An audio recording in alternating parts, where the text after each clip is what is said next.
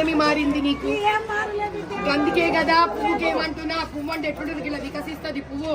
వెయ్యి చూడు, మోదన్న పైన నిలబడిండు ఢిల్లీలో, అంత మన కోసమే చేస్తుండు. మరి ఒక్కసారన్న మోదన్నకి వెయ్యాలా వద్దా? నీకు ఆడ కూతురు లెక్క నన్ను ఎందుకు పంపించిండు అనుకున్నావు? ఈ ఆడ మనిషి అయితే అర్థమవుతుంది బాధలని. నీకేం కావాలి? సరే అంతే కదా, అడుగుతావా? వెరీ రంజిత్ వాళ్ళ మమ్మీ మేడం. అవునా? ఏపీ అందరితోని మరి ఇంకేంది? చలో.